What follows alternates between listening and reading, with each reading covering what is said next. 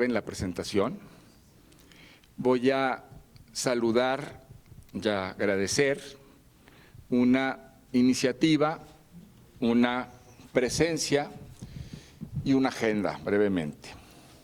La iniciativa pues es este esfuerzo que han concitado Geraldina González de la Vega, Luis Felipe Nava y Mario Cruz para tener estas importantes jornadas. Un esfuerzo desde el Departamento de Derecho que me resulta muy satisfactorio porque pues estamos haciendo una conjunción de trabajo entre quien está en la facultad, digamos, como académicas y académicos de tiempo completo y quienes están colaborando, aportando, apropiándose del espacio como profesores y profesoras de asignatura y también pues con las alumnas y alumnos de la universidad. Estoy muy agradecido por esa iniciativa y yo quiero que pues la valoremos y que vayamos a más con esto. Voy a saludar una agenda y la agenda pues es que gracias a esta iniciativa y gracias a lo que esta universidad está haciendo, se va generando un espacio crítico en el derecho en México. Un espacio donde se puedan revisar las iniciativas, los criterios, la jurisprudencia, la legislación, lo que estamos trabajando en una situación pues que es compleja en este país. Y hoy nada más y nada menos, pues la universidad le dio el doctorado honoris causa a un gran académico crítico del derecho y de una forma, digamos, formalista del derecho, no en favor de la emancipación, que es Boaventura de Sousa. En ese sentido, en esta agenda, pues estamos comprometidos, involucrados, y yo quisiera saludarla y también exhortar a todas y todos a que nos subamos a ella. Hace unos días, voy a narrar una anécdota, se presentó la Constitución comentada que coordinó el ministro Cosío y que tuvo como editora y editores a Jimena Ruiz Cabañas, a Julio Martínez Rivas, que está en Columbia ahora, grandes académicos también y juristas, y a Santiago Oñate, que es exalumno nuestro. Y una de las cosas que más me llamó la atención fue que alguien dijo que finalmente la gente que estaba ahí era gente que se reconocía, se saludaba, se abrazaba, se sabía amigo, ¿no? Esa capacidad del ministro de poder concitar no solamente, digamos, el trabajo académico conjunto, sino un trabajo académico que empujaba una agenda y que empujaba un compromiso y bueno, teniendo esa, digamos, ese evento en perspectiva, pues quisiera que también en la Ibero nos subiéramos a eso, a encontrarnos, a saludarnos, a reconocernos en un ejercicio de hacer, de pensar, de investigar, de reflexionar, de aplicar, de enseñar el derecho para los tiempos que necesita México. Y en tercer lugar, bueno, pues reconocer y saludar las presencias que nos acompañan esta tarde. Me siento muy honrado. Recibimos al doctor Francisco Acuña, comisionado del Instituto Nacional de Acceso a la Información. Muchas gracias.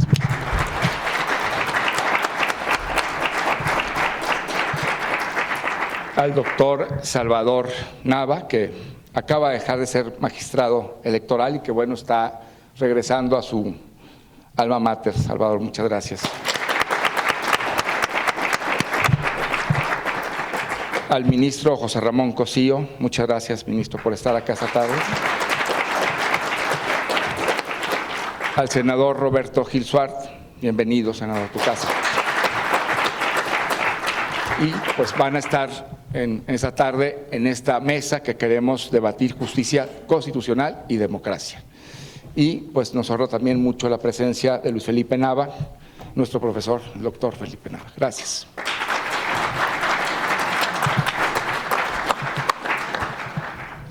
La palabra le toca.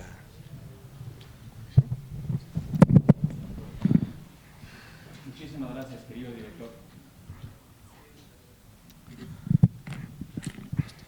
Muchísimas gracias, querido director. ¿Se escucha bien ahí? ¿Sí está? ¿Sí? ¿Está? Está bien, ¿no? Listo. Muchísimas gracias, querido director. La verdad es que para mí es un gran honor presentar esta mesa. Es un honor para mí, no tanto por el hecho de las grandes personas que tenemos el día de hoy en esta universidad. Gracias. O no tanto por las grandes ideas que se discutieron en esta mesa, como que es la relación entre justicia constitucional y democracia, sino para mí el gran honor es presentar a mis grandes 4 maestros de Derecho Constitucional, a mis grandes 4 maestros que además los 4 han sido mis jefes, y además a los 4 maestros que el día de hoy personifican lugares, posiciones, doctrina, que tienen como tal el centro, el epicentro en la gran relación entre democracia, justicia constitucional, tribunales, legislación, en un Estado que aspira a ser constitucional.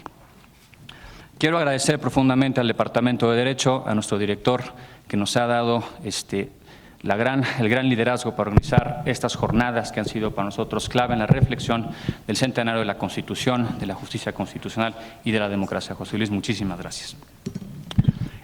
Voy a empezar a presentar a nuestros grandes ponentes. Como ustedes saben, en la relación entre justicia constitucional y democracia se pueden potenciar, limitar, reflexionar sobre los derechos directamente en los tribunales. Sin embargo, en la propia evolución del Estado constitucional encontramos otros órganos que también potencian como tal derechos y que la propia relación que se guarda en estos propios derechos que están en la misma ley fundamental se logran potenciar también con otros órganos que los custodian, que los protegen, que los vigilan. Y que no necesariamente es el juez constitucional, sino que también puede ser un órgano constitucional autónomo como el día de hoy es el INAI. Y para ello hemos traído a un gran maestro que es el doctor Francisco Javier Acuña Llamas. Me permito presentarlo. El doctor Francisco Javier Acuña es licenciado en Derecho por la Universidad Regiomontana y doctor en Ciencias Políticas y Sociología por la Universidad Complutense de Madrid. Fue catedrático de posgrado en la especialidad de Derecho a la Información en la Universidad Nacional Autónoma de México. Es autor de diversos libros y publicaciones sobre temas relacionados con derechos humanos y discriminación, transparencia electoral, derecho a la información, transparencia y corrupción, datos personales y acceso a la información, por citar algunos. Actualmente es columnista del diario El Excelsior en México. Fue coordinador de Información y Documentación y Transparencia del Tribunal Electoral del Poder Judicial de la Federación de 2011 a 2014. El 14 de mayo de 2014 rindió protesta como comisionado del Instituto Federal de Acceso a la Información Pública y Protección de Datos, ahora INAI. Doctor Acuña, bienvenido. Muchísimas gracias, Luis Felipe. Agradezco la oportunidad de contemporizar en esta mesa de grandes maestros y amigos, y desde luego que compartir unos instantes la palabra permitida con don José Ramón Cosío, con Roberto Gil Suart, con Salvador Nava Gomar, contigo, Luis Felipe, y también desde aquí con nuestro anfitrión José Luis Caballero. Es de verdad un gesto elocuente y grande para mí, y sobre todo porque me has dado el cauce y la causa para hablar. La universidad siempre será el mejor espacio, el mejor sitio en el que se pueden compartir las ideas. Finalmente se comparan las ideas, no se confrontan, se enriquecen más o menos las posiciones y eventualmente hay mutación de criterios, hay cambios de opinión. En este asunto, sobre todo que nos traes, en el que nos colocas, Luis Felipe, en este trasiego constitucional, ese revisionismo que desde el 1977, justo a este año, se cumplen 44 décadas intensas de revisionismo institucional a la luz de la Constitución y de una progresividad constitucional dedicada o afincada en la idea, inspirada en la idea de la democracia constitucional contemporánea, sobre todo desde luego española, y con los ingredientes angloamericanos. Desde luego han formado lo que ya para muchos es posiblemente un estadio más allá de lo que tanto tiempo hablamos como la transición democrática, sino como incluso la consolidación en algunas de sus etapas. Y de ese proceso, con el progresivo surgimiento de los órganos constitucionales autónomos desde los años 90 y en el año 2011, la gran solución, la gran reforma, que le dio un cambio, ahí sí radical, a la configuración de la participación constitucional de los diversos órganos e instituciones públicas. Concretamente me refiero desde luego a la reforma de derechos humanos de 2011. A partir de ese momento, el firmamento constitucional se modificó y naturalmente generó nuevas expectativas. El surgimiento de estos órganos constitucionales autónomos, progresivamente todos ellos arrancados, extirpados del Ejecutivo hipertrófico que llegó a serlo en sus momentos más amplios de manifestación, vamos a decirlo así, corporal política. Llegábamos a hablar que más que un Estado democrático llegó a haber un régimen efectivamente alumbrado por calor gubernativo, no por Estado en el sentido de las funciones estatales. Y los órganos constitucionales autónomos vienen a confirmar desde este sendero eso que la doctrina italiana llamaba como órganos estatales superiores u órganos laterales, que la misma Corte aquí entre nosotros y con el señor ministro aquí ha reconocido como una visión flexible de la división de poderes que fuera en su momento rígida y que admite a estos órganos que vienen a generar un equilibrio constitucional porque tienen desde luego asignadas misiones y funciones específicas. Así hemos pasado de lo que dijo Ferrajoli en algún momento, el paradigma del Estado legislativo de derecho al paradigma del Estado constitucional de derecho.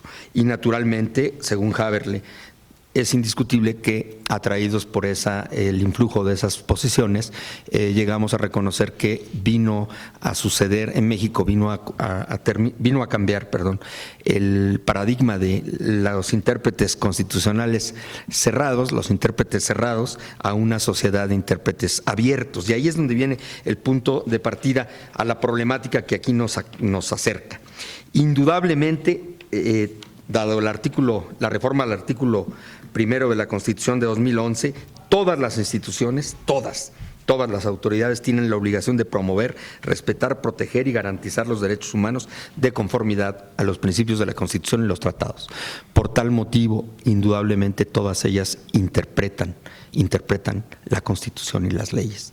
Indudablemente hay interpretaciones, digamos, autorizadas, hay una habilitación para interpretar derecho, dado que vivir la norma implica interpretarla, pero eso de ninguna manera viene a restar la fuerza, el poderío y la superioridad de la interpretación máxima que está dada indiscutiblemente al juez constitucional y especialmente a la máxima expresión del juez constitucional, que en nuestro caso indiscutiblemente está y radica en la Suprema Corte de Justicia de la Nación. Pero el debate de este trasiego generó la tesis, que es una falacia, un artificio, yo le diría un espejismo institucional, cuando se hablaba de instituciones ciudadanizadas, porque nos llevaban a falsos debates. Las autoridades, las instituciones creadas a la luz de la Constitución son autoridades y son depositarias de potestades que el constituyente revisor les fue generando, les fue prohijando y naturalmente están llamadas a cumplir un cometido acotado y una interpretación, podríamos hasta decir, si me lo permiten los juristas que en esta mesa son siempre mejores, todos ellos, acotada o hasta caso concreto, para los efectos de inspirar la solución al asunto, al servicio público, al cometido constitucional que tengan. El INAI, institución a la que pertenezco como cotitular, es una de estas instituciones socorridas por el constituyente revisor en cuanto que ensanchó sus competencias y le definió contornos competenciales mucho más amplios, pero como máxima autoridad administrativa responsable de tutelar o garantizar el derecho de acceso a la información pública y, a la vez, es la máxima autoridad administrativa en la tutela de la privacidad y de los datos personales. Una descomunal competencia podrá ser. Demasiado para el alcance, vamos a decirlo así, institucional y sus proporciones presupuestales también puede ser. Pero están así determinadas en la Constitución y el legislador fue generoso al darle ensanchamiento a las disposiciones constitucionales en cuanto a las potestades confiadas.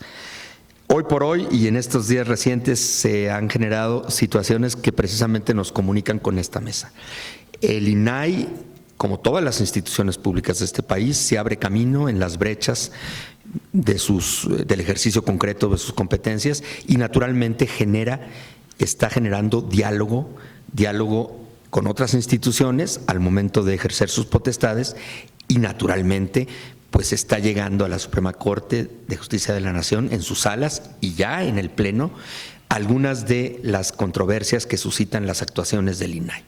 Esto es, ante todo, la comprobación o la comprobación indiscutible que está ocurriendo en México, algo que es precisamente la examinación por el juez constitucional del ejercicio de potestades en casos concretos. Y eso es precisamente lo que demuestra una democracia constitucional efectiva y sin discusión. En estos días se han llevado a la Corte por la vía de la controversia. Están en camino algunas, pero sobre todo acciones de inconstitucionalidad que el propio INAI ha enderezado en contra de disposiciones de algunas de las legislaciones estatales de estas materias y que están en vía de examen por el juez superior. Pero hace unos días se suscitó un interesante caso que ha resuelto el Pleno de la Corte y de la que el señor ministro tuvo una proverbial intervención. Yo no la diré para que él, si gusta, la mencione, pero sí puedo decir que en ese caso se comprueba cómo se lleva al máximo nivel del examen las potestades dadas a un órgano, a un organismo que es indiscutiblemente un organismo constitucional autónomo, que tiene competencias y que se le, como ya dije yo, de naturaleza administrativa, con potestades cuasi jurisdiccionales para resolver el ejercicio del derecho de acceso a la información en casos concretos, la tutela de los derechos a la personalidad en cuanto están reflejados en la privacidad y en los datos personales, y esto naturalmente está suscitando polémicas que naturalmente apaciguará con soluciones que al final de cuentas serán incontrovertibles la Suprema Corte de Justicia de la Nación. Mientras tanto, y caso por caso, en cuanto también nos ha reconocido en algunas ocasiones haber tenido el acierto de haber ejercido las potestades adecuadas o de la manera adecuada, por tanto, haber ejercido interpretación adecuada. De esta suerte nos encontramos en este tránsito y pues qué mejor la oportunidad de contemporizar con los maestros y compañeros que en esta tarde nos acompañan. Yo quisiera cerrar esta primera intervención porque desde luego ante todo la oportunidad de oírlos nos podría suscitar alguna oportunidad adicional para mencionar luego la manera en la que están de alguna manera o se pueden explicar el cúmulo de competencias que tiene este organismo constitucional autónomo que revisa, eso sí, es una cuestión peculiar y que no ha sido del todo bien entendida, aún genera perplejidades y naturalmente resistencias solapadas y hasta frontales, en cuanto que el INAI tiene la competencia de ser supervisor, vigilante del cumplimiento de las obligaciones de transparencia, de acceso a la información de todos los demás organismos públicos, tanto del elenco de la Federación, incluida la mismísima Suprema Corte de Justicia en cuanto a su proceder administrativo, como de todos los estados y de los sujetos obligados locales en potencia, dado que tiene dos vías de intervención: la atracción de casos para los ámbitos locales y la revisión en segunda instancia. Si del techo de instituciones públicas, con esto cierro, al alcance del INAI ahora, en el ámbito de la Federación en su conjunto son 900 sujetos obligados, de los 250 que fueron el Ejecutivo Federal con su galaxia de instituciones en su tiempo, en su momento, se extiende a 900 porque abarca las administraciones públicas, de la administración pública confiada al Ejecutivo Federal, la administración pública de lo judicial o de la justicia, que es inmensa, también es una configuración inmensa, y las demás administraciones públicas, incluidas las confiadas a organismos constitucionales autónomos como el INE, como el Banco de México, como el INEGI, como el IFETEL. De esta suerte, además, y eso ya para terminar, porque esas no son propiamente instituciones, tendrían que decirse las potestades que se nos agregaron para poder hacer lo propio con partidos políticos y sindicatos. Y en potencia, respecto de la segunda instancia, en una correlación muy interesante con los organismos para un ámbito territorial reducido, es decir, para los estados, que son equivalentes, también constitucionalmente reconocidas como tales, pero en una competencia que permite la asimilación en un sistema nacional de transparencia, que ese es otro fenómeno del cual ojalá haya referencias, es decir, ahí potencialmente el INAI podría llegar a ser revisor de 8,000 de actuaciones de 8,000 sujetos obligados en el ámbito de lo local. Con esto cierro. Muchísimas gracias. Perdón. El azul.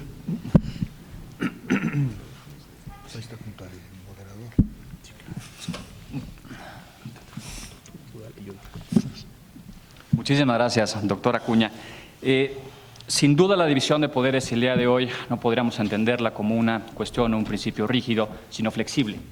Y es aquí en donde encontramos, como decía, y muy bien reflexionado en el centenario, que como decía el profesor Peter Haberle, se abre una puerta a la pluralidad de intérpretes constitucionales. Y el INAI, al día de hoy, nos abre nuevas puertas de reflexión sobre el derecho a la privacidad, la transparencia y el acceso a la información. Te lo agradezco mucho, querido maestro.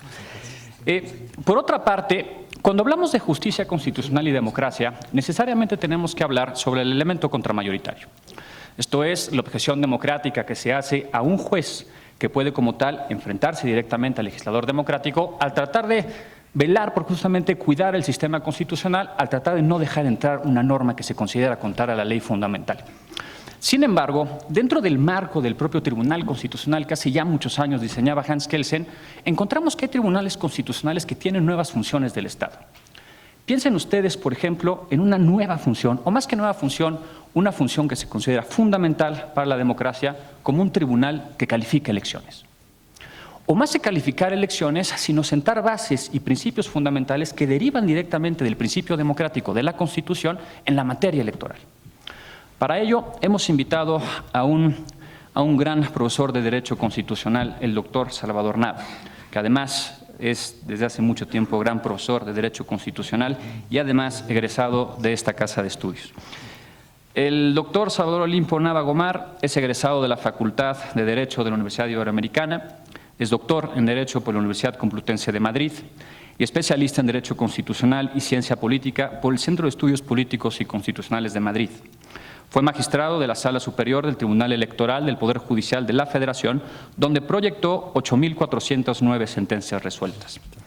Fue director de la Escuela de Derecho de la Universidad Anáhuac, México Sur, investigador del Instituto de Investigaciones Jurídicas de la UNAM, miembro del Sistema Nacional de Investigadores, CONACYT, así como de la Comisión Técnica del Grupo Oaxaca, que redactó la primera Ley Federal de Transparencia y Acceso a la Información Pública Gubernamental. Participó también en la implementación de los juicios orales y en la primera iniciativa para permitir la reelección consecutiva de legisladores. Ha sido catedrático y conferencista, invitado en diversas universidades de todos los estados de la República Mexicana y en más de 18 países, entre ellas la Universidad de Harvard, la Universidad Complutense de Madrid, la Universidad de Buenos Aires, ante el Pleno de la Comisión de Venecia del Consejo de Europa y en el Programa de las Naciones Unidas para el Desarrollo mediante el proyecto Buenas Prácticas para el acceso a la justicia electoral y el fomento de la cultura de la legalidad. Es autor de diversos libros y publicaciones sobre temas relacionados con el derecho constitucional, derecho electoral, transparencia, acceso a la información, derecho parlamentario, entre otros. Doctor Salvador, bienvenido a su casa de estudios. Muchísimas gracias, Luis Felipe. El país vive gravísimos momentos. El crimen organizado, Trump, el precio del petróleo, la sentencia de los porquis, la Cámara de Diputados convertida en escondite para un prófugo, el ejército en la calle, el presidente diciendo que la crisis está en nuestras cabezas, los Duartes, los Borges y tantas otras cosas. Pareciera que no hay espacio para ver las buenas noticias. Sin embargo, creo que sí hay una progresión normativa, institucional, orgánica y funcional que hay que celebrar a 100 años de la venerable Carta de Querétaro. Y por ello es que celebro profundamente y agradezco la invitación a este foro. Muchísimas gracias, querido señor director, Geraldina, Mario y Luis Felipe, por invitarme, además con tan queridos amigos, don José Ramón, don Roberto y don Francisco. Bien pudo haber sido esto en un café o en una comida, pero qué mejor que sea en una universidad y qué mejor que sea en la mía. Feliz de regresar a casa.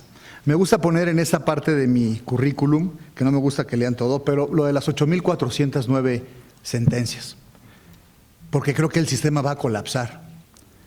Está muy bien que se puedan resolver los problemas políticos al seno de las razones del derecho, pero no hay manera de procesarlos debidamente y creo que el próximo año, en el 2018, Va a ser una locura lo que va a ocurrir con la elección más grande de la historia. 30 elecciones en 30 estados, más el presidente de la República, más las cámaras del Congreso de la Unión. En el país hay 2.445 municipios, resten ustedes los del Estado de México, Coahuila y Nayarit y Veracruz que hay este año. Va a ser una elección sin precedentes. Hemos construido instituciones sui generis, por lo menos en el marco electoral, no sé en transparencia. Ningún país tiene la estructura mexicana, ninguno. Es tan grande o era tan grande la desconfianza en la organización de las elecciones, en el resultado de las mismas y en la calificación de las mismas, que construimos unos monstruos institucionales que funcionan y funcionan bien. Yo digo que para lo que cuestan tampoco no es ninguna gracia. El INE tiene 18,000 trabajadores de manera permanente. En el Tribunal Electoral éramos 2,000. Bueno, nada más faltaba que no pudiéramos resolver las cuestiones que nos llegaban. Sin embargo, eran crecientes y la dificultad es mayor. Les doy un dato. Más del 45% del padrón electoral de los que van a votar el próximo año son hijos de la transición democrática, es decir, no vivieron en un gobierno que tuvo al mismo partido político por más de 70 años. Y ustedes que estudian Derecho, estudian normas distintas a las que estudiamos nosotros, por lo menos desde el ministro para acá. El senador Gil es más joven que el doctor Acuña, que el ministro Cosío y que un servidor, y el señor profesor doctor Luis Felipe Nava Gomar, mi hermano, es más joven aún que nosotros cuatro. Pero mi programa de estudios no tenía derechos humanos. En esta universidad, que digamos es progresiva y preocupada por estas cuestiones. No tenía interpretación constitucional.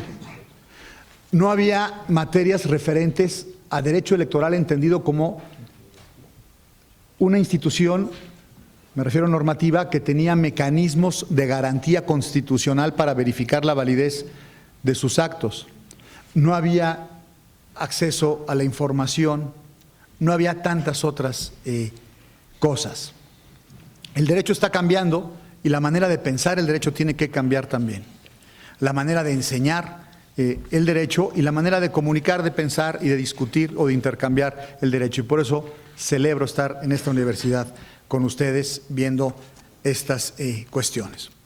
Me tocó la reforma de 2011 de los derechos humanos a mitad de mi gestión y es impresionante o fue impresionante ver cómo cambiaba el discurso de aquellos que venían a la jurisdicción del Estado.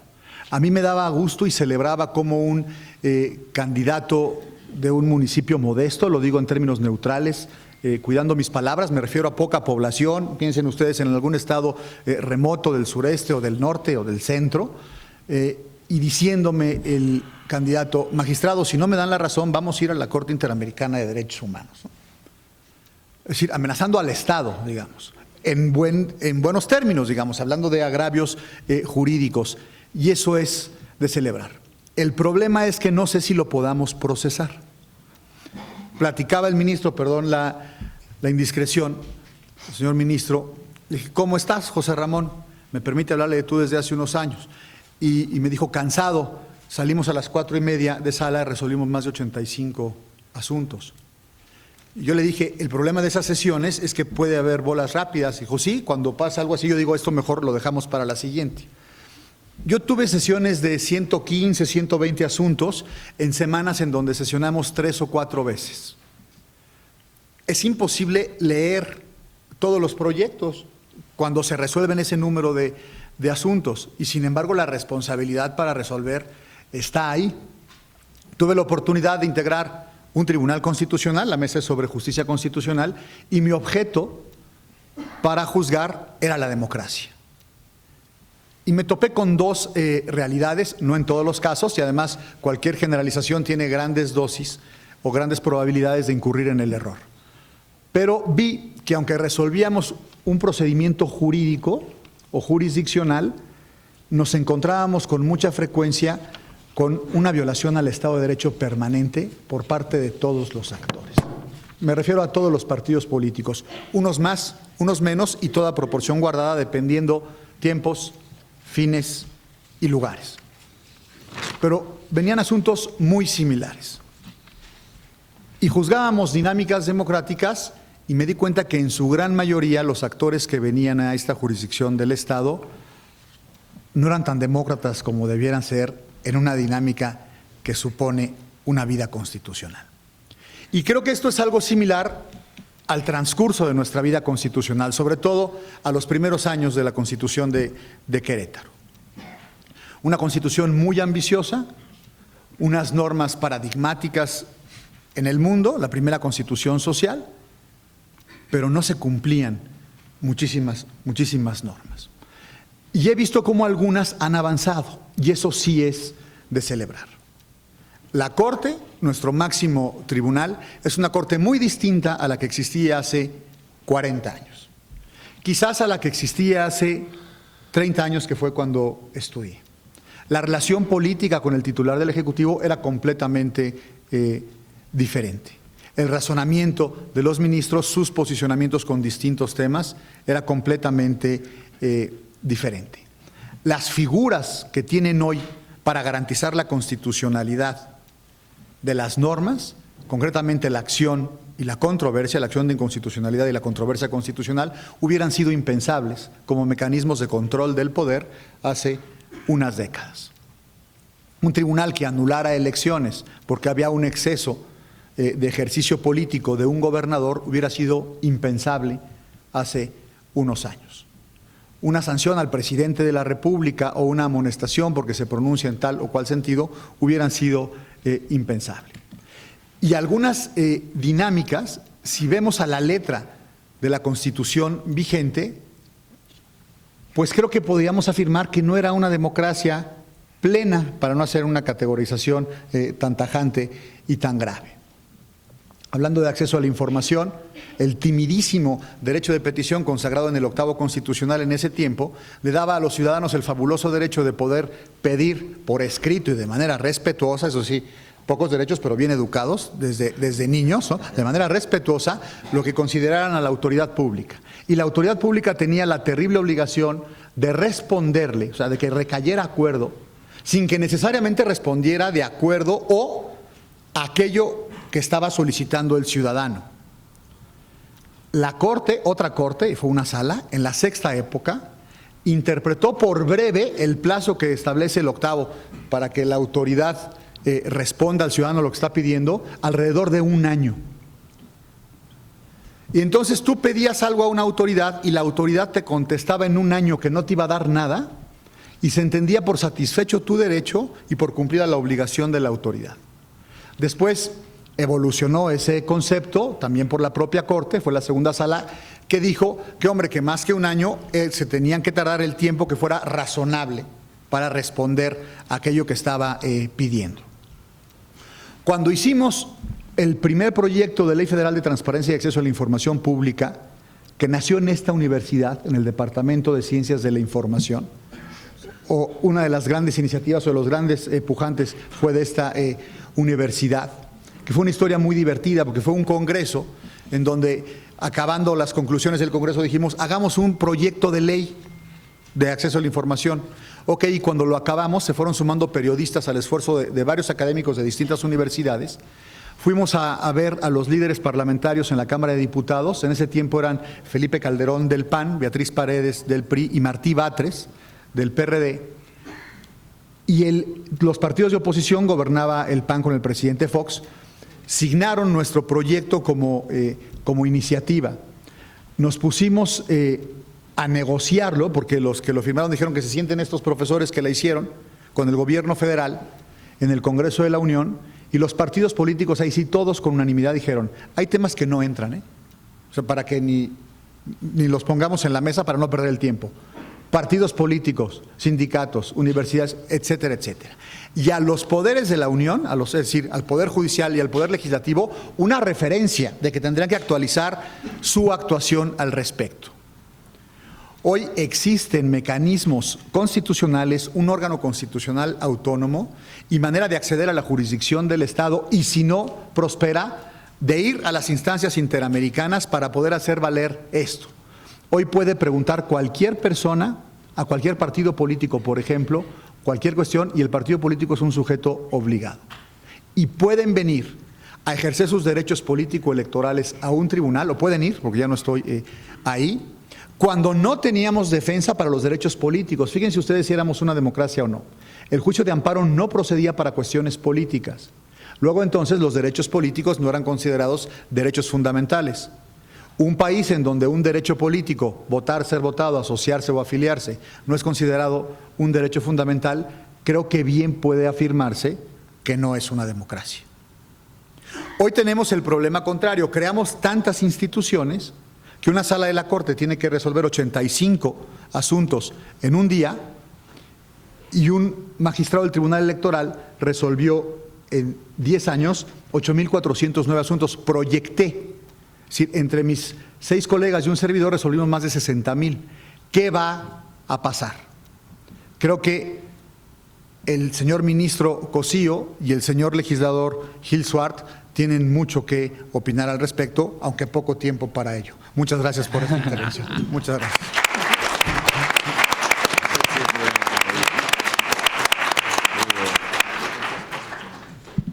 Muchísimas gracias, querido Salvador, querido maestro.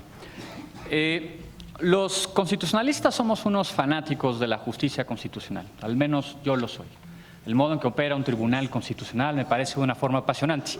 Sin embargo, a veces perdemos de vista que en el gran debate democrático, el primer intérprete de la Constitución es el legislador democrático. Jeremy Waldron, un gran profesor neozelandés que da clases en Nueva York, dice que es realmente en el Parlamento donde la verdadera deliberación de los derechos toma cabida. Y es más, tan es así que por eso el ciudadano tiene una especie de instinto constitucional para obedecer la ley, porque sabemos el trabajo democrático que cuesta la creación de una norma jurídica democrática. Y por ello, para este seminario hemos invitado a un gran legislador. No lo digo nada más porque sea mi gran maestro y mi jefe, sino porque realmente lo es. Es de verdad un honor tenerlo aquí. El senador Roberto Gil Suart es abogado por el ITAM. Se tituló de maestro y cursó los estudios de doctorado en la misma disciplina en la Universidad Carlos III de Madrid. Durante su estancia en Madrid, acreditó distintos diplomados en el Centro de Estudios Políticos y Constitucionales. Fue presidente de la mesa directiva del Senado de la República, así como de la Comisión de Justicia. Actualmente preside la Comisión Especial para el Diagnóstico y Reflexión sobre el texto que conforma la Constitución Política de los Estados Unidos Mexicanos. Ha ocupado diversas posiciones en las siguientes instituciones del servicio público: Instituto Federal Electoral, diputado federal, coordinador de asesores del secretario de la Función Pública, subsecretario de Gobierno en la Secretaría de Gobernación y secretario particular del presidente de la República, Felipe Calderón. En distintos espacios ha expuesto sus prioridades legislativas, que conciernen de manera preponderante al fortalecimiento del sistema jurídico y judicial, así como el robustecimiento del ámbito político electoral para ampliar la incidencia ciudadana. Adicionalmente, ha sido consultor del Banco Interamericano de Desarrollo, el Programa de Naciones Unidas para el Desarrollo y de la representación en México de la Universidad Estatal de Nueva York. Querido maestro, bienvenido. Muchas gracias, Luis Felipe. Muchas gracias a la Universidad Iberoamericana por esta amable invitación. Gracias al doctor Caballero por recibirnos. Gracias a todos ustedes por estar esta tarde con nosotros, por su paciencia. Por supuesto, saludo a mis amigos, a mis maestros, a mis colegas, a quienes nos hemos encontrado por distintas razones en la vida y a los cuales les tengo un enorme aprecio, profundo respeto y una consideración de verdad personal pues muy difícil de explicar, porque somos grandes amigos desde hace mucho tiempo y, como decía Salvador, yo creo que hubiera sido mejor para ustedes que nos hubiéramos invitado a comer y en lugar de venir aquí a robarles una parte de su tiempo. La reflexión sobre la relación entre la justicia constitucional y la democracia presupone una discusión previa, que es la relación entre la Constitución y la democracia. A veces en el Estado constitucional se da por sentada esa relación, pero es un tanto problemática y no exenta de ciertas tensiones. Entendemos, sobre todo en el desarrollo, a partir del desarrollo teórico-científico de la segunda mitad del siglo XX, que la democracia es la forma de la Constitución, o mejor dicho, que la democracia es el contenido de la Constitución, y por tanto el juez constitucional es el garante de la Constitución y en esa medida se convierte en el garante de la democracia. El problema es que no necesariamente toda Constitución es democrática, ni toda democracia es un Estado constitucional.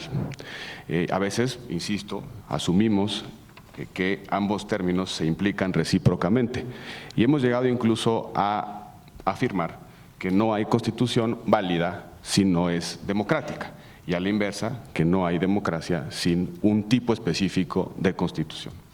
Pero luego nos damos cuenta que esa es una posición metajurídica. En realidad es una decisión sobre cuáles son los estándares, los cánones que debe contener una constitución para entenderse como democrática. Pero volteen a ver, por ejemplo, a Venezuela. Venezuela tienen una constitución que dice que el poder público dinama del pueblo, tienen procesos electorales previstos en la propia Constitución, dice la Constitución que una asamblea legislativa tiene la capacidad de emitir la ley, dice que un tribunal constitucional puede evaluar la conformidad de la ley con la Constitución y de repente pasan cosas como que el Tribunal Constitucional expropia la función legislativa del legislador democráticamente electo, el legislador democráticamente electo desconoce al Tribunal Constitucional, el Tribunal Constitucional un par de días después se desdice de su sentencia que nadie aplicó y se dicen Estado constitucional y democrático. Y creo que ahí es donde están buena parte de las preguntas que nos tenemos que hacer. México tenía una constitución y se decía también un Estado democrático. Y como decía Salvador, teníamos una serie de derechos que en los hechos no se aplicaban. Podría venir un uruguayo a México, abría la Constitución y decía o concluía, este es un Estado constitucional y democrático de derecho. El problema es que los votos no contaban ni se contaban, el problema es que los derechos no se ejercían, buena parte de los derechos no tenían un espacio de justiciabilidad, pero éramos un Estado constitucional y democrático de derecho. Y en consecuencia esta relación democracia y constitución tiene dos planos inevitablemente de tensión, el plano normativo, que debe tener una constitución para considerarse democrática, y un plano funcional, cómo esas prescripciones, esos contenidos constitucionales que tienen cuño democrático se aplican en la realidad. Y ahora cuando hablamos de la relación entre justicia constitucional y democracia, en realidad estamos hablando de la interacción entre los poderes públicos que interpretan la Constitución. Por una parte, los poderes que emanan de la legitimidad democrática directa, los poderes que ustedes deciden, eligen a través del voto popular, y aquellos poderes que tienen una legitimidad indirecta, los elegimos en la suma ejecutivo más legislativo, pero tienen el papel no solamente de garantizar la supremacía de la Constitución y la regularidad del sistema jurídico, sino también tienen la función de interpretar la Constitución. Y de repente se suele entender que la función, mejor dicho, que solo los jueces constitucionales en plural, y no solamente me refiero a la Corte o al Tribunal Electoral, sino a todo órgano que ejerce materialmente una función jurisdiccional y que en razón del control difuso de la Constitución que deriva del uno constitucional se convierte en un juez constitucional y en consecuencia puede inaplicar una ley, una norma por razones de constitucionalidad. Por eso hay que hablar de jueces constitucionales en plural y no solamente del juez constitucional. En consecuencia nos damos cuenta que la interacción entre los poderes públicos tiene que ver con las condiciones o los alcances de la interpretación de la Constitución.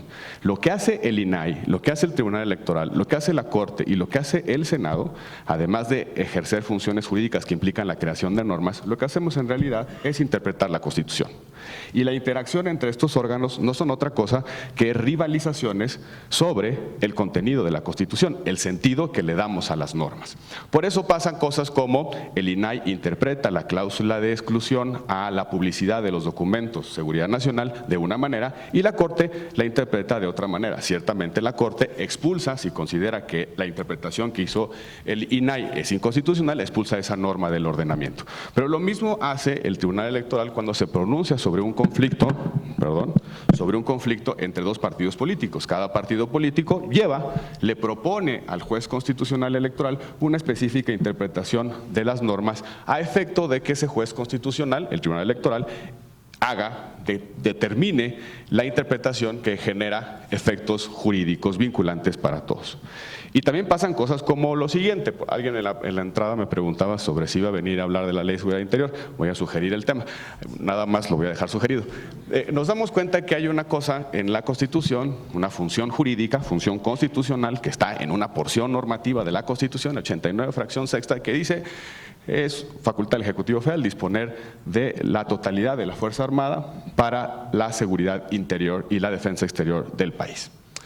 Una porción normativa que no tiene una ley de desarrollo. Nadie la ha regulado nunca antes. El Congreso de la Unión, teniendo facultades para desarrollar las funciones de otros poderes públicos, específicamente el Ejecutivo, nunca se había ocupado del tema. Y entonces resulta que esa función sí tiene un marco de regulación, una sentencia de la Corte de 1999. 99, sí, 99. El caso empezó en 96, pero la sentencia es de 1999. Una función constitucional, una facultad no regulada por el legislador, pero sí determinada en términos jurídicos por el máximo intérprete de la Constitución. Y entonces de repente un día decimos: tenemos un problema con el abuso de este instrumento, de esta función, el despliegue indiscriminado de Fuerzas Armadas, y decimos los legisladores: regulemos. ¿Para qué? Para que tenga ciertos cauces orgánicos, procedimentales, funcionales. Ya no les digo la polémica que se ha desatado. Pero en realidad de lo que se trata es justamente que esas funciones jurídicas o los contenidos de la Constitución vayan teniendo derroteros de regulación en las funciones que cada poder público, los políticos y los jurisdiccionales van realizando. Pero también es cierto que en esta rivalización por los sentidos interpretativos de la Constitución está pasando algo, sobre todo a partir de la reforma al artículo 1 de la Constitución, y es el desplazamiento progresivo de la ley como la fuente primigenia de los derechos y obligaciones y como la norma llamada a expandir la fuerza normativa de la Constitución. Es decir, ya la ley no es la mera mera. E incluso, ya lo decía, una ley puede ser desplazada por un juez de jurisdicción común, un juez civil, si entiende que la norma que va a aplicar al caso es contraria a la Constitución. Puede decir: no la aplico e invoco de manera directa la Constitución. O peor aún, puede incluso ir a un parámetro normativo superior, tratados internacionales, y determinar el contenido del sistema jurídico nacional, desplazando a la ley democráticamente votada por las autoridades democráticamente electas. Y ese desplazamiento de la ley no es menor, porque lo que pasa en los procesos político-electorales es que los partidos políticos competimos ciertamente por el poder, pero en realidad competimos por llevar cierta visión del mundo, de la realidad, a convertirse en contenidos normativos. De eso se trata el poder, el ejercicio del poder en un sistema constitucional. Los partidos, competimos por la capacidad de decidir. La Constitución nos dice cómo podemos decidir, nos dice también qué podemos decidir y qué no podemos decidir, pero en realidad de lo que se tratan los procesos democráticos es de habilitaciones de ciertos sujetos para decidir, para que sus actos jurídicos encuentren significación en las normas y tengan efectos jurídicos. Rivalizamos otra vez por imbuir a las normas de los sentidos interpretativos, de nuestras concepciones del mundo, concepciones ideológicas, plataformas políticas, razones públicamente compartidas que una mayoría respalda. Y esas razones o esas visiones de la realidad que intentan plasmarse o imprimirse en las leyes, de repente pueden ser alteradas, contenidas por un órgano que no tiene esa legitimidad democrática directa.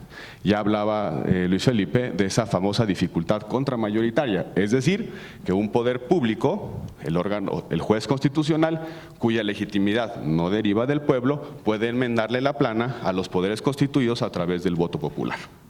Pero no solamente el problema de la relación estriba en esa dificultad contramayoritaria, sino también, insisto, en el desplazamiento de la ley como fuente primaria de derechos y obligaciones.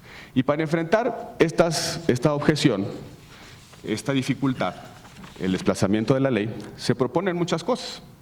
La primera, pues que los legisladores legislen, que hagan su chamba.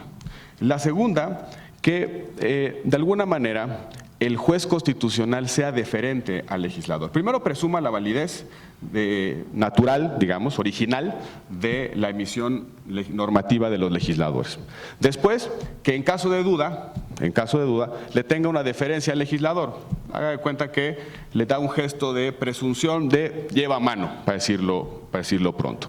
O bien, principios como la autocontención del juez constitucional. No decido, porque ese tema eventualmente es mejor que se resuelva, o esa cuestión que se resuelva fundamentalmente a través de los procesos políticos, en el terreno de la ley. O bien, por ejemplo, métodos de interpretación que lo que tratan de hacer es secuenciar interpretaciones que maximicen la aplicación de la ley antes que su expulsión. En fin, distintos métodos de aproximación para, de alguna manera, hacer que la ley democráticamente votada pueda mandar, pueda ser, insisto, la fuente primigenia, primaria de configuración de derechos y obligaciones. Sin embargo, no hemos resuelto esta tensión que es permanente. Mientras rivalicemos los poderes públicos por el contenido de la Constitución, esto va a seguir pasando.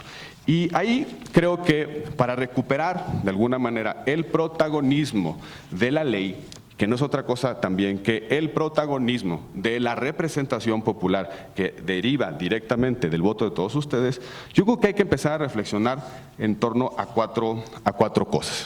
Primero, entender de alguna manera que los electores elegimos representantes cuya capacidad normativa enfrenta fuertes restricciones y que cada lugar, cada función, cada espacio institucional en los que se hace derecho es una trinchera en las que se desafían interpretaciones jurídicas. Segundo lugar, desconstitucionalizar contenidos. A mayor detalle en la Constitución, mayor conflictualidad normativa. Y aquí hay que hacer un pequeño paréntesis. Se dice, bueno, es que los jueces constitucionales solo entran a analizar un determinado conflicto cuando el conflicto se les plantea, cuando el conflicto existe. Sin embargo, los conflictos no se revelan como la Virgen de Guadalupe en el ayate de Juan Diego. Los conflictos son construcciones desde interpretaciones que hacen los operadores jurídicos. Un conflicto, insisto, pasa por proponer un sentido interpretativo de una norma, otro pone un sentido adverso y el juez lo que hace es propone su propia forma de racionalizar ese conflicto. En esa medida, entre más contenidos tenga la Constitución, mayor probabilidad de conflicto entre la ley y la Constitución, o entre cualquier norma con la Constitución. Nuestro país tiene una de las constituciones más obesas del mundo, más densas desde el punto de vista normativo. Este chiste es de Salvador. Decía en algún momento que a nuestra Constitución hay que ponerla en una caminadora durante un largo tiempo para que baje un poco de peso. Y es cierto, si ustedes revisan, el régimen transitorio ya tiene más palabras que el texto original de 1917 y le seguimos metiendo cosas a los transitorios. ¿Por qué? Porque queremos llevar a la Constitución ciertos contenidos para expropiarlos del juego mayoritario, es decir, para sacarlos de la capacidad de decisión de la ley. En consecuencia, una reflexión tiene que ser hacia la desconstitucionalización de ciertos contenidos, que pasa también por entender de otra manera a nuestra Constitución, no entenderla como la solución de todos los problemas, como la norma que tiene que albergar todas nuestras definiciones, sino como una norma de principios, de valores, que además racionaliza el ejercicio del poder. En tercer lugar, creo que hay que reconstruir algo que ya de repente pasa desapercibido, reconstruir las causales de improcedencia. Los jueces constitucionales, nuestros tribunales constitucionales en México, no tienen una sólida doctrina de las improcedencias. Es un volado. Los jueces los abogados más destacados tienen broncas para construir argumentos de procedencia o de improcedencia, porque ciertamente no hay una doctrina de de improcedencia sobre ciertas acciones que terminan en los jueces constitucionales. Buena parte de los muchos casos que resolvía el Tribunal Electoral, aquí entre nos, tenía que ver justamente porque le entraban a placer al recurso de reconsideración, cuando supuestamente solo era un recurso de manera excepcional. Al principio fue muy restrictiva la interpretación, pero después empezó a ser una suerte de válvula que se abría o se cerraba en función de ciertas problematizaciones de los temas. Pero ciertamente hay que empezar a recuperar la idea de que el sistema jurídico requiere ciertos escalones donde se deben decidir y dirimir en última instancia los conflictos.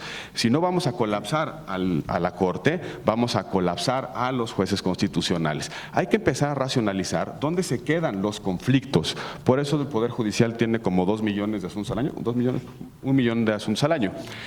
Ciertamente, dada la atrofia del sistema de justicia local, llegan prácticamente todos a la instancia federal. Implica racionalizar los escalones hacia abajo, pero en algún momento poner limitaciones de carácter procesal a la posibilidad de que los órganos revisen indiscriminadamente los actos o normas precedentes.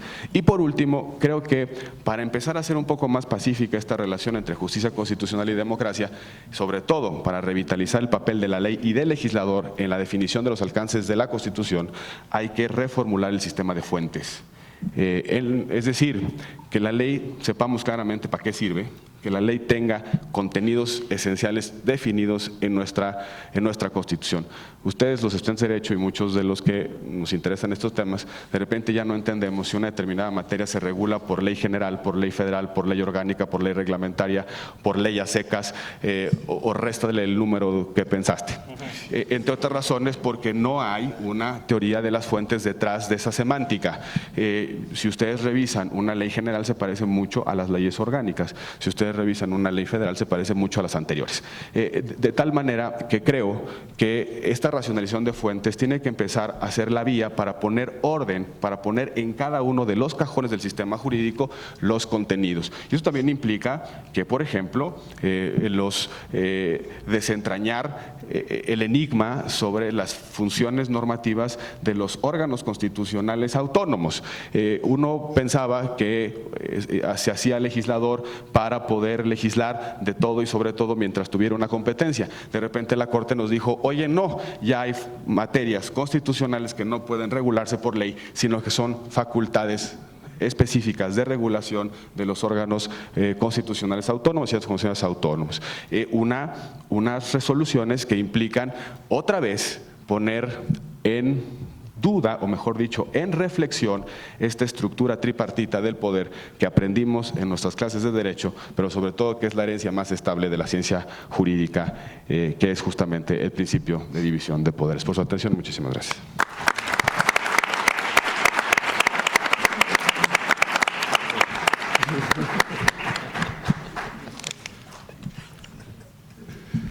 Muchísimas gracias, querido maestro senador Roberto Gil. La verdad es que siguiendo a lo que decía Waldron y que muy bien dice el senador, me parece que una de las principales críticas y reflexiones que hacemos en el centenario es justamente esa Constitución tan amplia, tan larga, tan gorda que tenemos. 135 artículos que en algunos de ellos parece que nos hacen pensar que tenemos un código constitucional más que una Constitución o más, como decía Ferrajoli, una Constitución de principios, es algo que deja a la reflexión.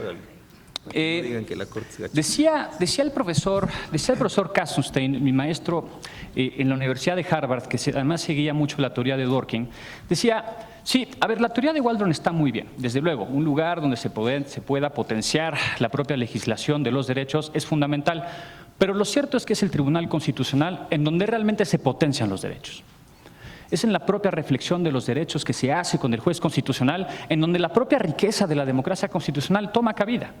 Y es que, decía este profesor, y además siguiendo muy bien lo que decía el profesor Víctor Ferreres, decía, y es que cuando nosotros entendemos, como dice Luigi Ferrajoli, que vivimos en una democracia sustantiva, en la que los propios derechos toman cabida y que solo a través de ellos hay democracia, entendemos que no hay manera de contradecir a la propia justicia constitucional con la democracia, sino que la propia justicia constitucional es democrática. Para ello hemos invitado a un gran maestro de Derecho Constitucional, el ministro José Ramón Cossío. El ministro José Ramón Cosío es licenciado en Derecho por la Universidad de Colima. Estudió una maestría de Derecho Constitucional y Ciencia Política en el Centro de Estudios Constitucionales de Madrid. Es además doctor en Derecho Constitucional por la Universidad Complutense de Madrid. Desde 1983 comenzó su trayectoria como profesor, impartiendo clases en diversas instituciones académicas, especialmente en el Instituto Tecnológico Autónomo de México desde 1987, en donde además ocupó el cargo de jefe del Departamento de Derecho de 1995 al 2003. Ha escrito 25 libros, los más recientes llevan por título La Justicia Prometida, el Poder Judicial de la Federación de 1900 a 1910, Derecho y Ciencia, Bosquejos Constitucionales 1 y 2, y la construcción de las restricciones constitucionales a los derechos humanos. Le han otorgado importantes premios y reconocimientos, entre los que destacan el Nacional de Investigación de 1998 en el área de Ciencias Sociales, el Nacional de Ciencias y Artes del 2009 en el campo de Historia, Ciencias Sociales y Filosofía, el Nacional de Comunicación José Pajés Yergo de 2010 por su labor en los ámbitos de justicia y Estado de Derecho, y el Nacional Malinalí de 2011 para la promoción de las artes, los derechos humanos y la diversidad cultural. Actualmente se desempeña como ministro de la Suprema Corte de Justicia de la Nación y como profesor del Instituto Tecnológico Autónomo de México. Además, es coeditor de la sección Salud y Derecho de la Gaceta Médica de México y columnista en los periódicos El País y El Universal. Querido maestro, señor ministro, bienvenido. Muy buenas tardes tengan todos ustedes. Quiero agradecer a la Universidad Iberoamericana.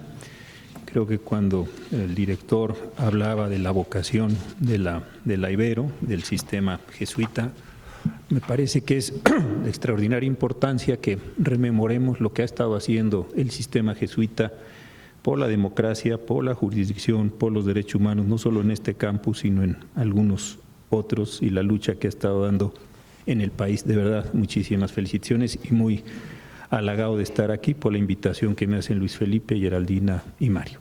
Y también con mucho gusto de estar con mis compañeros aquí en la mesa. Si yo fuera obediente, trataría de responder a la pregunta que me hizo el doctor Acuña, que les explicara lo que resolvió la Corte la semana pasada, cosa que desde luego no voy a hacer. Si fuera obediente, también le diría al doctor Nava, y él me lo planteó, cómo resolver los atascos que tiene la justicia constitucional, cosa que tampoco voy a hacer. Y si fuera obediente, también trataría de ver los 4 problemas muy importantes, muy interesantes que nos dejó planteado Roberto Gil, un querido alumno de hace ya algunos años.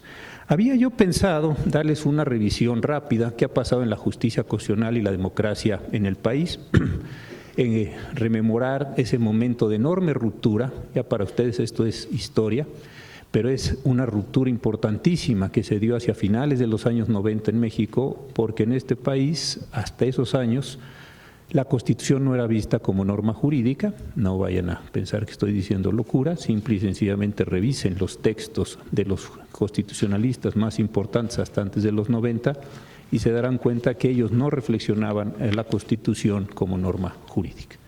El profesor Silva Herzog y yo acabamos de concluir un libro que está bien interesante, está en el Fondo de Cultura, que se llama Lecturas de la Constitución. Son 8 constitucionalistas, todos muertos, empezando con Rabasa y el último con el doctor Carpizo, y si ustedes analizan lo que ellos decían, pasa por Tena, pasa por, en fin, los importantes del siglo XX, se darán cuenta que no era vista la Constitución como norma jurídica. Este es un caso importante.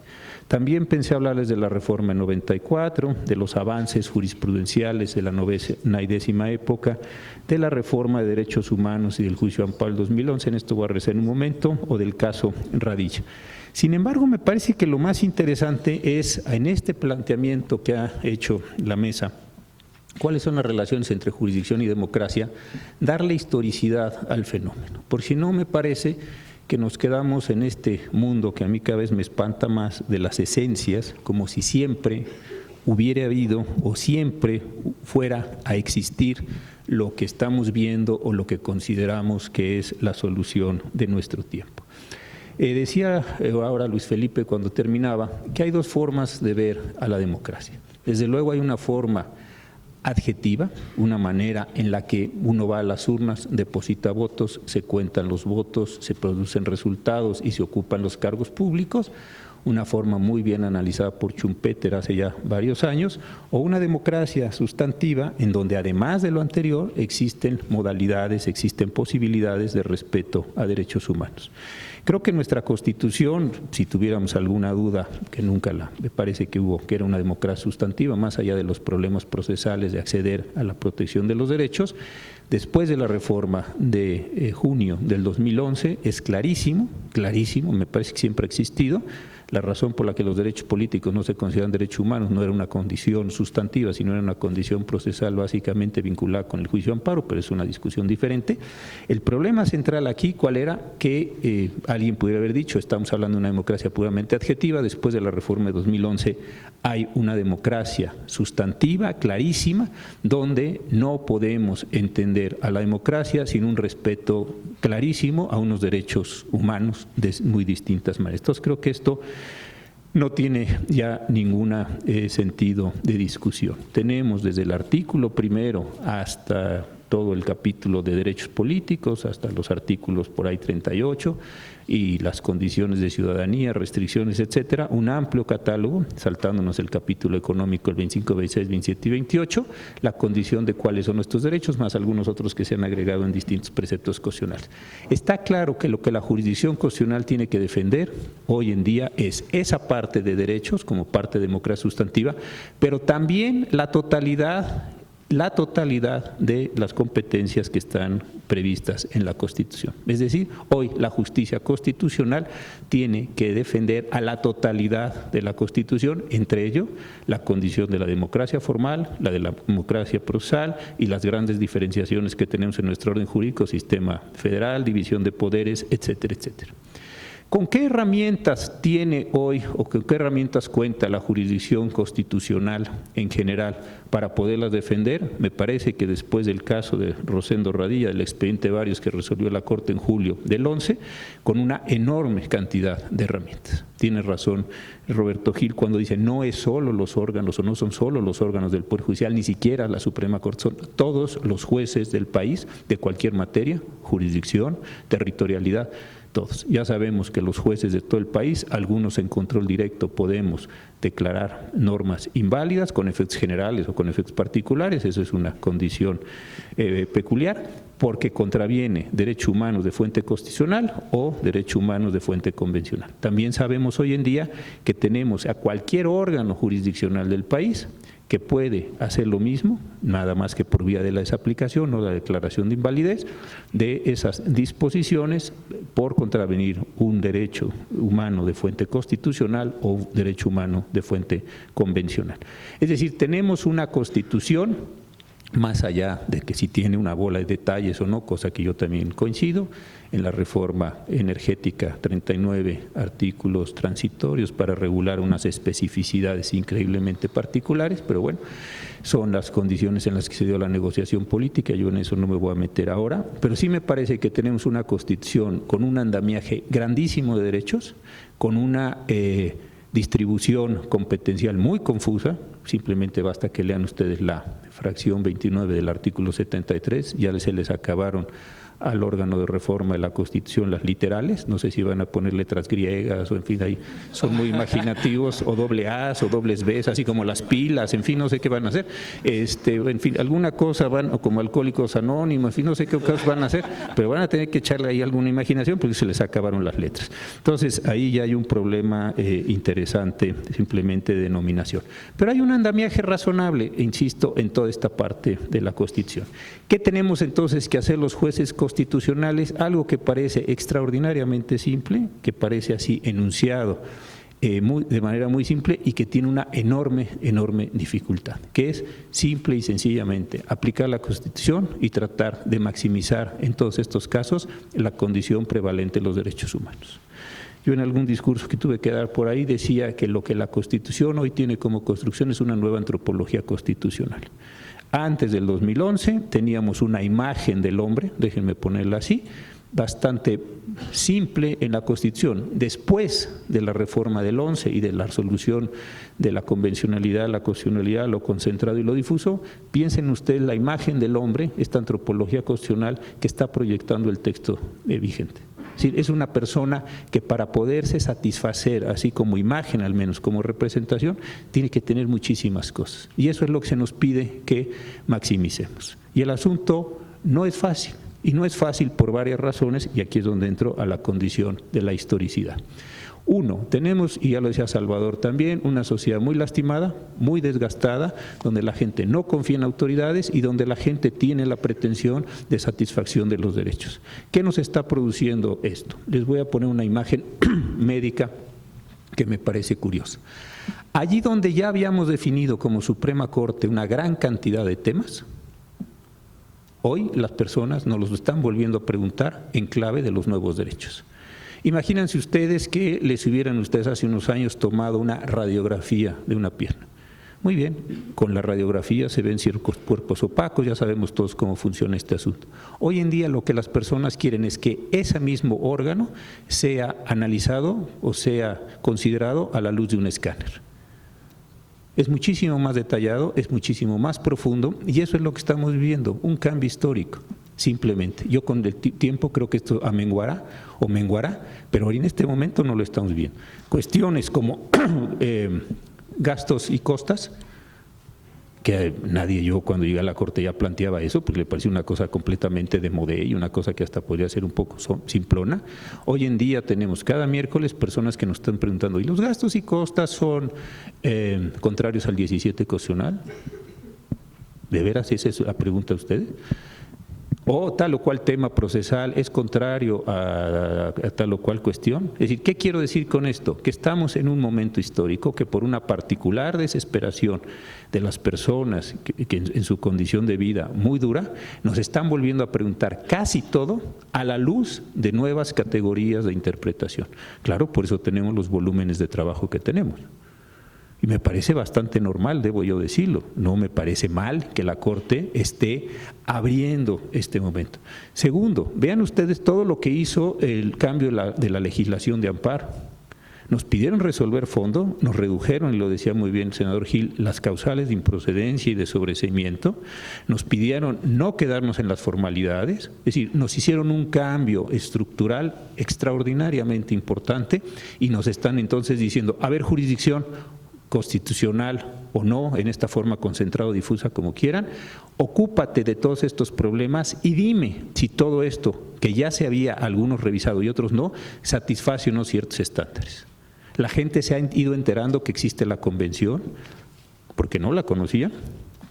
La gente se ha ido enterando que existen pactos, que existen convenios, etcétera, y nos vuelven a preguntar cosas, déjenme ponerlo así, cosas a la luz de estas nuevas consideraciones. Por supuesto que si ustedes ven hoy en día la condición jurisdiccional, les parecerá una condición desordenada y tiene un porcentaje importante de que lo es. Tiene una condición donde hay turbulencia, así, turbulencia como cuando ustedes van en sus aviones y van ahí viajando donde sea y dan unos saltos espantosos ahí en el aire, desde luego que lo tiene. ¿Por qué? Porque la gente está haciendo cosas distintas, porque le cambiaron el procedimiento o el proceso y le cambiaron los derechos. Tiene una sociedad lastimada que nos pregunta sobre tortura, que nos pregunta sobre desapariciones forzadas, que nos están haciendo preguntas que están saliendo de la propia cotidianidad. Nos están haciendo preguntas complejísimas sobre los juicios orales. Se cierran las etapas de verdad por tener un juez de garantía. Las violaciones quedan purgadas una vez que el juez de garantía se pronuncia y en amparo indirecto las purgan, o después pueden hacer valer como hoy las violaciones hasta el final del proceso. ¿Reponemos audiencias? No es fácil el asunto, tampoco vengo aquí a llorar con ustedes para que digan, ay, pobre señor, lo mal que le va a uno de ministro. No, ese no es el asunto. Lo que le estoy diciendo es que el asunto sí es bien interesante y lo tienen que ver en condiciones de historicidad. Hay una democracia potente, yo creo, en términos formales, ya se ha dicho aquí por todos. Hay una jurisdicción nueva, hay un conjunto de derechos, hay cosas que están transformándose increíblemente a prisa en términos litigiosos. Y de repente, sí, pues todo eso revisémoslos en las nuevas condiciones. Por otro lado, hay una ciencia jurídica que no ha acabado de explicarse los fenómenos, ni ha acabado de explicarnos en nosotros en una razonable división del trabajo. No tenemos unas buenas definiciones de derechos humanos. Una parte todavía importante de la literatura de derechos humanos nos sigue diciendo cuán importantes son los derechos humanos, pues no nos dice cuáles son los contenidos del derecho humano. Si ustedes vienen a la corte y quieren un derecho al agua, ¿en qué consiste el agua? ¿En que yo les dé este vaso de agua? ¿O les dé una tubería? ¿O les regale una garrafón de Bonafont? En fin, de lo que a quien quiera. ¿En qué consiste rigurosamente el derecho al agua? ¿En qué sigue consistiendo el derecho a la vivienda? Eso no está construido dogmáticamente entendido como ciencia jurídica. Entonces, sigue habiendo un discurso de vivan los derechos humanos. Bueno, vivan los derechos humanos. ¿Quién se va a oponer a eso? ¿Cuáles son los contenidos concretos de los derechos humanos? ¿Qué hacemos con el nuevo procedimiento oral y el juicio de amparo? ¿Cómo insertamos los derechos de fuente convencional, en fin, a los juicios de amparo? Ahí hay un problema enormemente complicado. ¿Y qué es lo que a mi parecer, y no digo que esté perfecto, ni vengo a defender esta condición, qué es lo que me parece que está haciendo la Corte? Está tratando de contender, y a veces, voy a decir algo que a ver si no me genera un problema, a veces por una condición de ensayo y error. A veces por una condición de ensayo y error, como procede cualquier acontecimiento de la ciencia. Decimos una cosa y nos damos cuenta que los efectos fueron no los deseados, que pasan cosas en el mundo que ni siquiera vimos y ajustamos. ¿Por qué? Porque son demasiadas las cosas que está pasando. Entonces voy terminando. Que la jurisdicción es hoy más potente que nunca en la historia, potentísima. Que la jurisdicción concentrada y difusa, convencional y constitucional es enorme, sí. Que podemos hacer muchas cosas, sí. Que tenemos una constitución más allá, insisto, de lo que le sobra o le falte a juicio de cada cual, bastante completa, bastante robusta, bastante llena de detalles, sí, todo eso es así. Pero démonos cuenta también del cambio de ciclo que estamos viviendo como ciclo histórico, del cambio jurídico que estamos viviendo en términos del sistema de fuentes que ya mencionaba Roberto Gil, que ahí hay un problema enorme. La inserción de estos órganos a los que se refería Paco Acuña, que también me parece central. El asunto de ayer es el segundo asunto que se resuelve, que por primera vez llega a decir, ¿qué seguridad nacional para efectos de a una persona no da la información pública? ¿Qué de veras es seguridad? ¿De qué tamaño es la seguridad nacional? ¿Es así? ¿Es así? ¿O es así? Véanlo en términos como si fuera esto física. ¿Es grandototota o chiquititita? Así como el cuento del elefante. ¿No? Véanlo ustedes, todo eso es con lo que se está contendiendo actualmente y ese es el problema. Entonces, a mí a veces cuando me dicen, bueno, es que la Corte está en un proceso, pues sí, de transición, en una condición de historicidad, sí, de historicidad. Yo ahí tengo muchas dudas cuando me dicen, no, es que Ferrayoli dice, pues sí, pero allá arriba a 75,000 pies de altura el mundo se ve bastante agradable. Aquí abajo en la operación cotidiana, el mundo no es tan fácil como lo dice el profesor Zagrebelsky, el profesor Ferrayoli. Aquí hay cosas de la cotidianidad. Y eso es con lo que se tiene que contender con 1 millón de amparos anuales, solo amparos, que está conociendo el Poder Judicial y tratando de ver qué se hace. ¿Quién es desaparecido en el país? ¿Cuándo de verdad la tortura es tortura y no es un cuento procesal para tratar de encontrar ahí algunos beneficios? Es cuando aplicamos de verdad protocolo Estambul y cuando simplemente damos vista al Ministerio Público. Es decir, esto es, insisto, la problemática que hoy en día se está dando. Yo creo que si se hubiera cambiado el sistema de derechos humanos y se hubiera dejado el juicio de amparo como estaba, nos estaría yendo mejor. Porque la gente que hace juicios, los juzgadores, lo primero que tienen que arreglar es su instrumento de trabajo, lo tienen que calibrar, como cualquiera que tenga un instrumento de trabajo. Y cuando se tiene que calibrar, lo primero que se calibra es el proceso. Entonces estamos que si los 5 días son así, o si los 5 días son asados, que si los 3 es esto, que si eso es plazo, que si esto es término, que si es sin procedencia, que ahí estamos entretenidísimos dándole vueltas a estos pequeños ajustes. Y mientras los derechos humanos han tenido una condición de cierto desplazamiento. Si nos hubiéramos quedado con el instrumento procesal y sobre eso, a ver, aquí va a discutir 5 días. 5 días se sabe desde la ley de 36 que eran 5 días, no estemos perdiendo el tiempo en eso, vamos a los derechos humanos. Entonces hay un conjunto de cosas que observando finamente sí tienen problemas en este mismo sentido. Ahora, desde luego, yo sí estoy muy de acuerdo en las condiciones, más allá de estas complicaciones, más allá de los errores que sin duda se están dando. Nadie va a decir que esto es perfecto, ni siquiera yo que trabajo allá adentro voy a hacer una defensa heroica de estas cosas, porque insisto, estamos con procesos sucesivos de aproximaciones a las situaciones, pero sí me parece con toda franqueza que al haber delegado esta jurisdicción difusa o la posibilidad de un control difuso, con constitucionalidad, con convencionalidad y luego la concentrada con esas dos modalidades, lo que estamos haciendo es generar un cambio constitucional donde la jurisdicción se va a ocupar cada vez más de su constitución, de su democracia y sus derechos humanos. ¿Por qué ya con esto termino? ¿Por qué he pensado yo que los jueces no han hecho más control difuso? Porque no se ha acabado de dar la transición generacional en los juzgadores. Para ser juez en este país, promedio 30 años. Ustedes en unos años serán jueces, algunos de ustedes. ¿Qué pasará con ustedes? Pues que a ustedes les parecerá una herramienta cotidiana la aplicación de controles difusos. Hoy los jueces que están les parece una extravagancia brutal, una extravagancia. ¿Cómo vas a aplicar yo al legislador democrático, en fin, ahí investido de toda la soberanía nacional y popular que dice Rousseau? Bueno, en fin, todo lo que ustedes quieran. Cuando logremos esos cambios transicionales de generación, me parece que se desaplica. Y no creo que entremos a una condición tan caótica como en algún momento se presumió. Simplemente termino. Yo hace algún tiempo escribí un artículo y dice, podemos caer en una tormenta perfecta como aquella película importante, ¿se acuerdan que se juntan tres huracanes y ya se genera probablemente en la historia la mayor tormenta que ha habido en el mundo, ¿no? La película con George Clooney, se hunde el barco, en fin, una cosa muy trágica. Todo eso que ustedes vieron, que es bastante interesante la película, ahí no puede el barquito, se hunden y se ahogan todos. Bueno, el tema, yo espero que no nos pase eso ni nada de eso, ¿no? Mejor nos tomamos un expreso como George Clooney y la pasamos un poco mejor.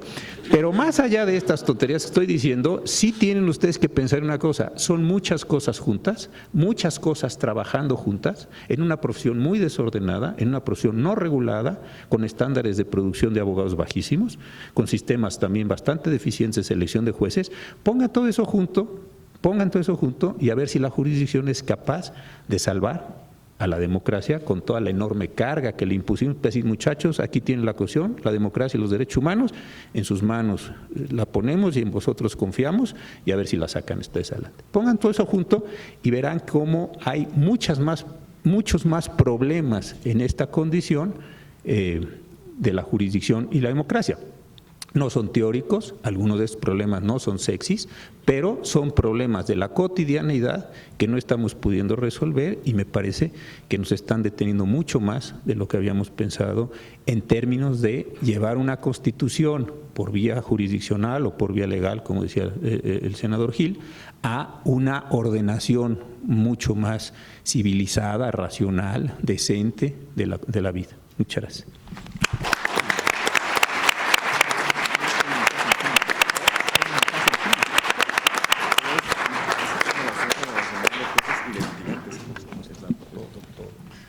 Muchísimas gracias, querido maestro, doctor, ministro José Ramón Cosío. Yo, la verdad, se confieso que cuando estábamos organizando este seminario, yo insistí sobre todo en una mesa como esta llamada Justicia Constitucional y Democracia. Creo que en el análisis del centenario de la Constitución, analizar estas instituciones, las parlamentarias, la democrática y la justicia constitucional, me parece que es un tema apasionante. Muchísimas gracias de verdad a mis queridos 4 maestros que vinieron el día de hoy. No sería una mesa así completa sin la participación universitaria. Si les parece bien, hacemos, y con la venia de mi director, hacemos un conjunto de 3 preguntas. Bueno, empecemos con lo de adelante para que no se desencille. Por adelante. Gera, ¿quieres preguntar algo? Sí. ¿Sí? Por favor. Muy bien. Hola, buenas tardes. Buenas tardes a los 4 ponentes, que también han sido mis maestros, así que estoy muy contenta de que estén aquí con nosotros. Yo tengo una pregunta para el ministro Cosío, que se pasaría también al senador. Básicamente se refiere justo a todos estos problemas que se están teniendo para atacar, digamos, en un buen sentido, el número de asuntos que están llegando a la Corte. Si sería necesario pensar en un recurso tipo certiorari como en los Estados Unidos para la Corte, para desahogar de tantos asuntos y solamente elegir justamente los más relevantes para el orden constitucional. si sería necesario dividir, digamos, las facultades de la Corte para tener una Suprema Corte de Casación y un verdadero Tribunal Constitucional, y si al mismo tiempo no es necesario también volver a revisar el amparo, porque también me parece que el amparo, si bien fue reformado al mismo tiempo, en 2011, con la reforma de derechos humanos, si no sería necesario darle una revisada para permitir el acceso a la justicia, para no tener requisitos tan técnicos como el acto de autoridad, para que justamente ayer platicábamos en una de las mesas, hubiera un poco más de contradicción, para que pudiera haber una valoración más de datos científicos o de datos de evidencia. Y también hablábamos sobre los efectos del amparo, ¿no? Como hablábamos en la primera mesa, la desigualdad, la brecha de desigualdad que sigue habiendo en este país, no se arregla con una fórmula Otero, que son efectos particulares y que no va a resolver esos problemas de desigualdad que se están planteando. Entonces, esa sería mi pregunta. Y la segunda parte para el senador sería si existe alguna iniciativa o algún proyecto para reformar el Poder Judicial en este sentido. Muchas gracias. A ver, muy brevemente, y voy a tratar de apretar esto lo más posible. No estamos en una situación, a mi parecer, de crisis. Es decir, trabajo hay muchísimo y estamos llenos de temas. Entonces, tampoco es que estemos como en los años 50 con 40,000 asuntos de rezago. Rezago es aquel conjunto de asuntos que no se pueden sacar con el trabajo ordinario, es decir, simplemente vas acumulando al año con año. En la definición, digamos, estándar de lo que es rezago. No estamos en esa condición, básicamente estamos pudiendo desahogar las cosas. Tenemos varios mecanismos, por ejemplo, resolver los asuntos nosotros y después mandarlos a colegiado, y ya saben ustedes que son grandes caídas hacia colegiado. Héctor Fix Fierro hacía un dibujo algún día muy interesante, dice, este es el único país del mundo que no tiene la forma, el Poder Judicial Federal, de una pirámide, que es lo normal, ¿no? Muchos jueces, menos magistrados, pocos ministros, sino es un rombo. Pocos jueces, muchos colegiados, menos ministros. Entonces tiene una forma extraña. ¿Por qué? Porque todo el directo les llega, todo les sube en revisión y después nosotros les bajamos asuntos. Entonces esto adquiere la forma de un rombo que no deja de ser raro. Entonces, hasta este momento no estamos, eso sería mi primera cuestión. La cuestión del certiorari la hemos intentado de varias maneras, no expresas, con las violaciones sustantivas, que si tenías que esperar hasta el amparo, y siempre empezamos con esta condición de admitamos más cosas porque nos damos cuenta que hay una demanda creciente de justicia. Decía también el senador Gil en la parte final de su intervención, algo que es muy importante, no acaba de haber una confianza general hacia los jueces del país. Por eso el amparo directo no ha disminuido desde tiempos de Rabasa, ya sabemos todos esa discusión de la imposible tarea de la Corte. Uno. Dos, tenemos un problema también donde muchos actos de autoridad no se quieren que terminen en estas mismas autoridades. Entonces sí sería interesante ver lo del certiorari, sí, pero sí tendríamos también que definir si de verdad en las condiciones actuales, yo no las hablo en términos de técnica, en las condiciones actuales aguanta que la Corte se quede con 150, 200, 500 asuntos y todo el resto ya no llegue a la Corte y sea por libre decisión de los ministros. Yo creo, en términos políticos y en términos de la situación actual, y solo por eso yo me costaría mucho trabajo en este momento de transición al que me referí, hacer cortes en esta misma materia. La idea de la división de las facultades la planteó el maestro Fix desde hace ya muchos años. Sí, efectivamente debíamos tener un supercolegiado, ¿no? Que este es el tema de conocer 14 y 16, y dejar la Corte para temas de constitucionalidad. Yo en un principio era muy renuente a la idea del maestro Fix, sin embargo puedo creer ahora que pudiera tener alguna condición. ¿Por qué? Porque el tema de la resolución de las contradicciones de tesis por plenos de circuito no nos ha dado el resultado que habíamos pensado. Habíamos pensado que nos quitaban muchas contradicciones de tesis, más o menos el 50% del cálculo. Tampoco es que nos haya quitado mucho y siguen llegando a la Corte muchos casos. Después, el amparo con declaración general, a pesar de que tenemos esta posibilidad, no la hemos, me parece, nosotros, y ahí sí es una crítica o autocrítica, no la hemos potenciado tanto como podemos, de repente la estamos haciendo, Quedó un defecto técnico interesante, ¿por qué? Porque una vez que nosotros le avisamos al legislador, ellos modifican la legislación, pero dejan un conjunto de casos donde pueden seguir haciendo estas aplicaciones. Entonces, no quedó bien. Luego, la parte de la revisión técnica, yo no sé si ya es el momento, pero sí hay problemas técnicos en la ley, algunos que son de lo que llamaban así algunos autores las lagunas técnicas, problemas de que están mal previsto, no se sabe bien a quién le llega el recurso, no sabe cómo lo resuelve, ahí hay problemas técnicos. Y hay algunas cosas que sí no vimos y no se vieron, y todavía hubo una reforma posterior en este sentido, que era la que yo les decía en materia de juicios orales. Se hizo una calca del juicio tradicional con el amparo directo y no puede ser lo mismo. Y ha costado un trabajo enorme. El primer problema que tuvimos fue cuando dijo vamos a procedimiento abreviado. Las academias de Derecho Penal se pusieron muy mal porque dijeron cómo es posible que se haya hecho una copia al sistema estadounidense donde la persona dice, sí, yo lo maté, a ver, deme menos años y nos vamos a la casa, no queremos discutir aquí ni perder el tiempo.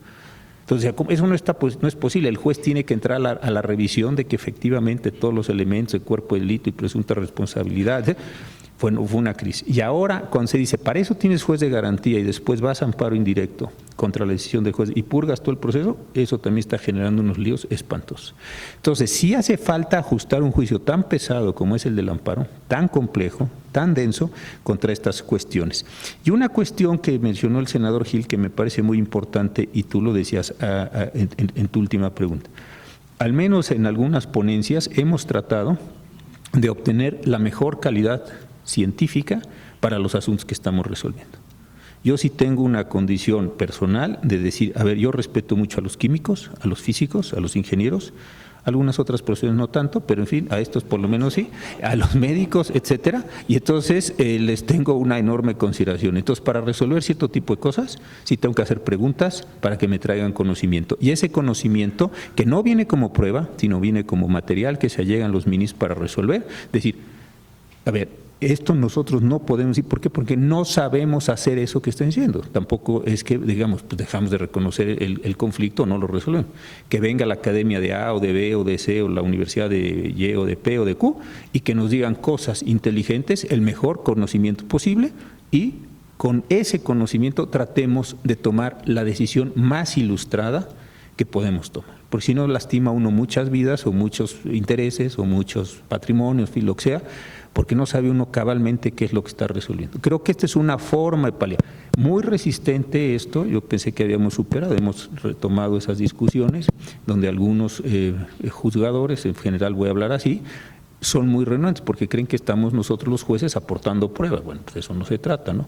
Lo que estamos nosotros es ilustrando un punto de vista para comprender el fenómeno y después regular el fenómeno una vez que uno lo ha comprendido cabalmente. Entonces creo que ahí también hay algunas formas de legitimación de la sentencia por razón del conocimiento. Entonces, sintetizando, si bien no creo que estemos en una situación de crisis, sino que estamos en un periodo, e históricamente si uno ve largos plazos, ve uno que hay ciclos de calma, ciclos de exacerbación, a veces son por materia, no todo el derecho entra en crisis al mismo tiempo, pues sería la locura. En fin, creo que hay procesos que se están viendo. El último, nos vienen dentro de poco al Poder Judicial y va a ser un cambio brutalmente interesante e importante para todas las relaciones de producción del país, el traspaso de juntas al Poder Judicial. Entonces, en todo estamos con la migración de los juicios orales mercantiles, que no los hemos acabado de hacer. En fin, hacer todo eso y al mismo tiempo cerrar la válvula del juicio amparo, yo diría mejor aguantemos la carga un rato y cuando esto lo hayamos medio ordenado, entonces empecemos a ver qué cosas cerramos. Pero ahorita a mí en lo personal sí me parecería peligroso. Gracias. Creo que tenemos que partir del hecho de que desde 1994 no discutimos en términos de construcción orgánica al Poder Judicial. Y de 94 para acá han pasado muchas cosas. Muchas cosas desde la reforma de 2011 en materia de derechos humanos, la reforma en materia de amparo, sentencias relevantes que abren el sistema jurídico hacia las fuentes convencionales, También es cierto que les hemos agregado una serie de atribuciones, algunas de ellas muy cuestionables en cuanto a si son propias del Poder Judicial e incluso de la Suprema Corte, como este control previo de constitucionalidad en materia de consultas populares. En fin, le hemos ido agregando una serie de atribuciones, pero no nos hemos detenido de pronto a pensar cómo el cuerpo orgánico va a responder a esas nuevas atribuciones. En algún momento del camino vamos a tener que hacer esta reflexión. Quizá hemos empezado a esbozar algunas cosas que tienen que ver más bien con la administración del Poder Judicial, si sacamos al presidente de la Corte del Consejo de la Judicatura, si lo hacemos más chico o más grande, pero son fundamentalmente de orden administrativo. Yo creo que en algún momento, me imagino que el momento será la nueva administración, superado pues el proceso electoral, donde tendremos que revisar si la configuración actual es suficientemente robusta como para poder acometer las funciones que le hemos ido otorgando al Poder Judicial y a la Corte a lo largo del tiempo. Mientras tanto, creo que hay algunas cosas que se pueden empezar a hacer. Yo he insistido mucho que la Corte a veces debiera hacer un poco más de política judicial. Y eso tiene que ver con, por ejemplo, utilizar más la jurisprudencia como señal pedagógica de interpretación normativa. Jugar un poco más con los umbrales de procedencia o de admisión pues, de ciertos casos. Creo que también puede utilizar modalidades de sentencias que generen otro debate en donde se pueden ir resolviendo las reglas del derecho, por ejemplo, las inconstitucionalidades por omisión o bien las sentencias con mandato al legislador. Creo que hay una serie de instrumentos que con una racionalización de política judicial pueden resolver de alguna manera la enorme carga de casos que pueden tener y al mismo tiempo rehabilitar la primera respuesta del juez que responde en primer momento, el juez de la causa principal o el juez de amparo. Creo que ahí hay una parte importante que no requiere reforma, sino implica una autoconcepción de la Corte de su circunstancia histórica y de la forma en la que tiene que ir administrando los procesos normativos. Ahora, creo que el problema fundamental del país es de conflictualidad. Tenemos una altísima conflictualidad. Decía el ministro Cosío, bueno, esa parte de esa conflictualidad se explica que hay un cambio de reglas, cambia la relación de la persona frente al Estado. Durante prácticamente 2 siglos conceptualizamos la relación desde la primacía del Estado. La reforma de